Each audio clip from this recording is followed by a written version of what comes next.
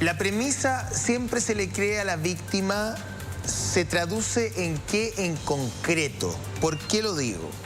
Porque el presidente el viernes, cuando se le pregunta al presidente por qué no echa a Monsalve el mismo martes, digamos, él dice, bueno, porque tenía que recabar más antecedentes, sabíamos que había una denuncia, porque era lo que la Policía de Investigaciones le dijo a la ministra, pero no sabían el contenido de la denuncia y querían tomarse un tiempo.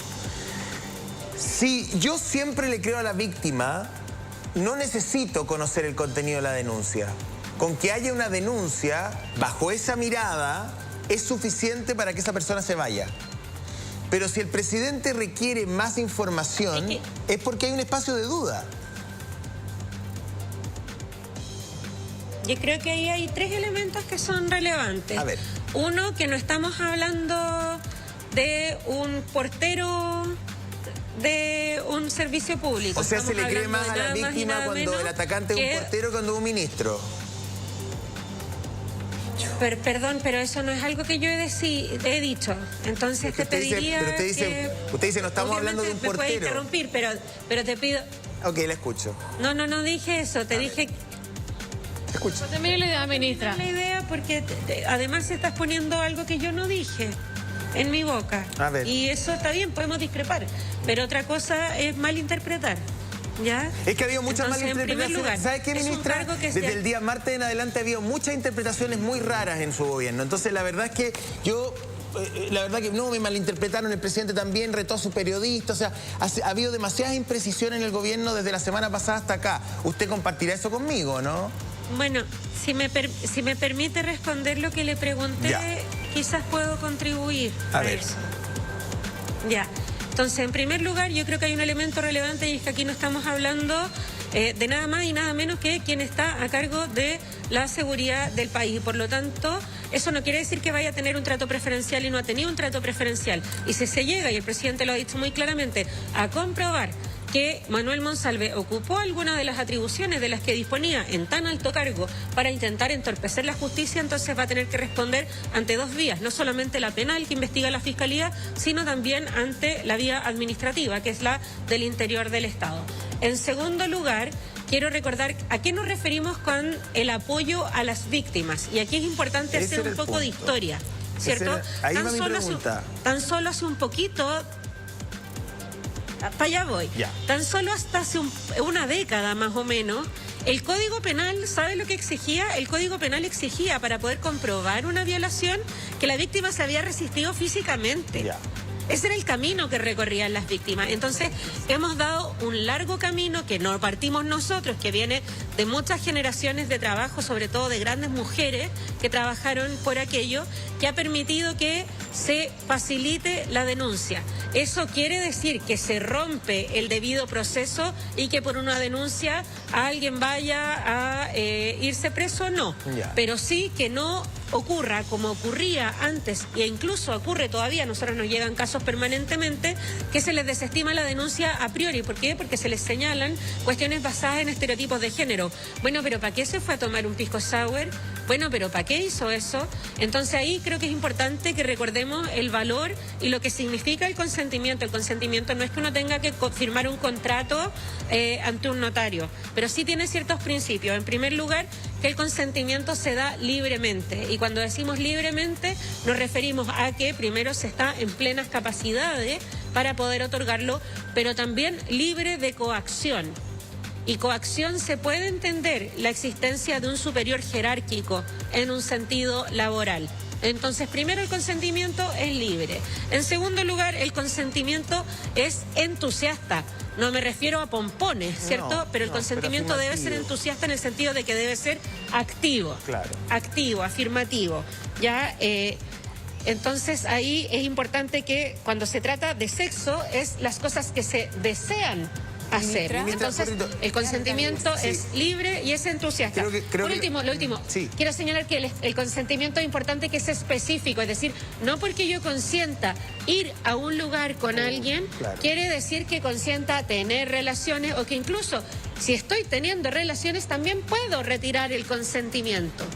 Claro, o sea, entonces eso es lo que rodea, digamos, y es lo que creo que hay que insistir. Sí, ahí hay un concepto que, y ahí iba mi pregunta, y perdón como lo vehemente, pero me parece que hay dos elementos en los casos Monsalve y Valdivia que son súper importantes y que ahí me parece, y creo que el Ministerio y su cartera debería enfatizar. El concepto de creerle siempre a la víctima, que no es oposición a la presunción de inocencia, porque son conceptos que hay que hacer un clivaje y una bajada. Y el tema del consentimiento, que es bueno volverlo a sacar y masticarlo.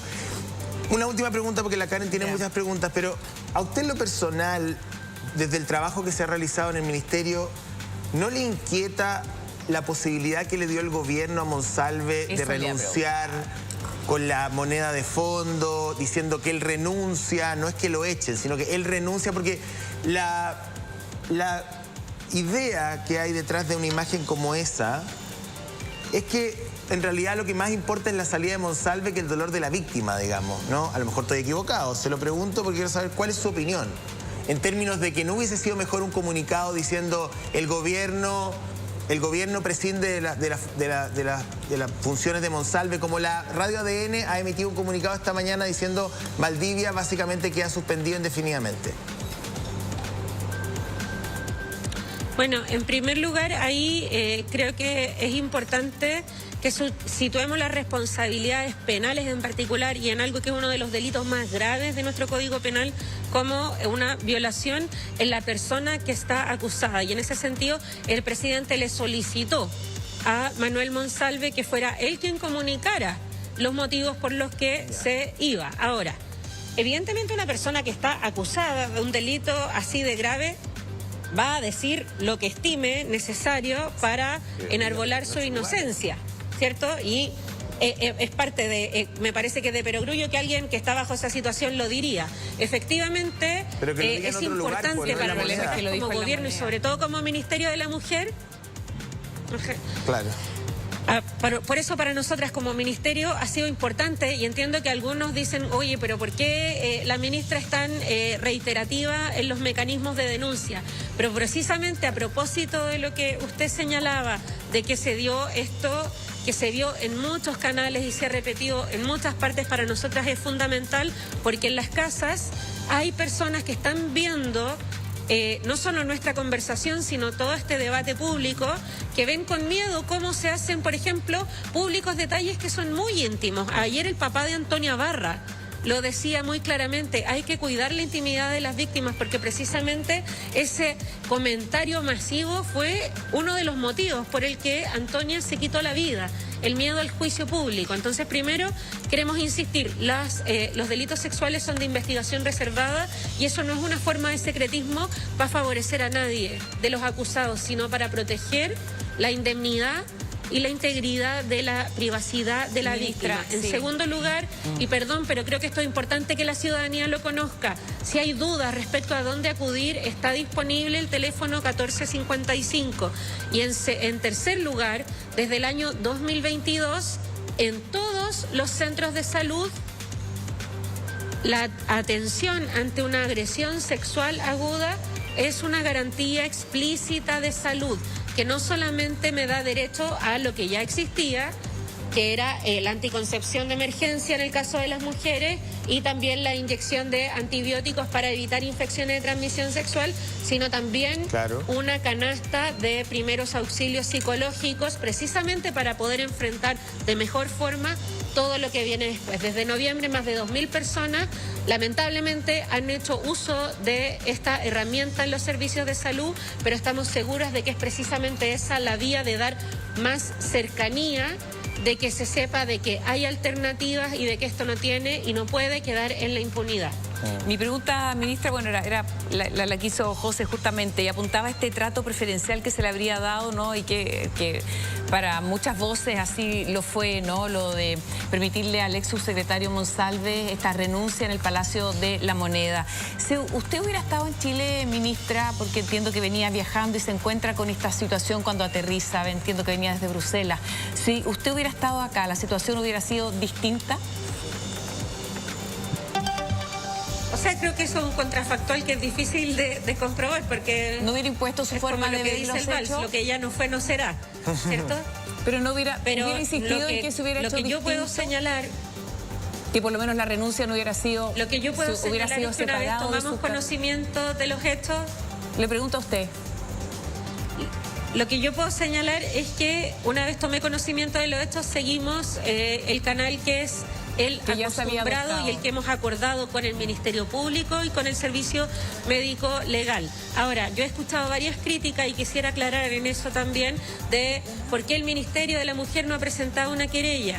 Quiero volver a recordar que los delitos sexuales para mayores de edad, porque es distinto al caso de las menores de edad, pero para mayores de edad los delitos sexuales son delitos de acción penal pública previa instancia particular. ¿Qué quiere decir eso en buen chileno y no en leguleyo, digamos?